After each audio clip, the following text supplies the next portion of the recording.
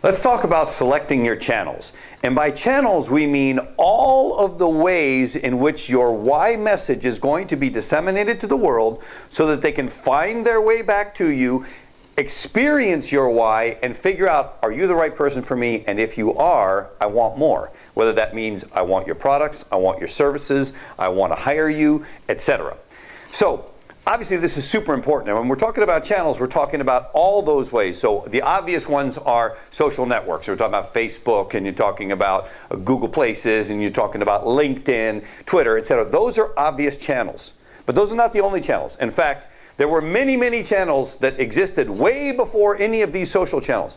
What about your press releases? What about radio advertising? What about newspapers? What about flyers? What about direct mail? What about television? I mean, there's so many ways to get your message out there, which is why it is super important to prioritize them. Figure out, what am I going after first? Then what am I going after next? Then what am I going after that? A logical sequence that puts together a package of communication and interaction back and forth that attracts people to you and your why. One of the big dangers is, oh, I'm going to do everything. Because then you end up doing nothing, or you end up doing nothing right. The key is to have a plan.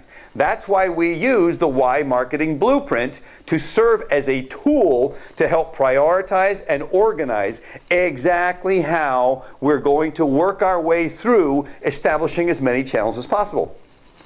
Think about it. It's not as though the channels are ever going to end. There's going to be a new thing that comes out. There's going to be a new Instagram. There's going to be a new Pinterest. There's going to be a new something that comes out and creates a different kind of a channel.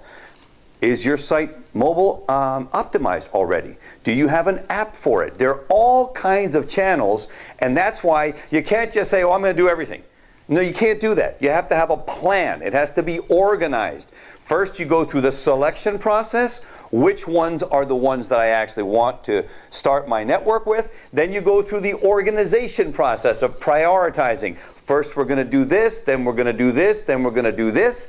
And we get all of that in writing so that you have something to work with and can work from in the execution of building your Why Marketing Network. And I just can't stress this enough, because there's so many people that have a channel of choice. Oh, I'm a LinkedIn person, I don't do Facebook. Or I'm a Facebooker, I don't do this other thing. Well, guess what? Here's the problem with that.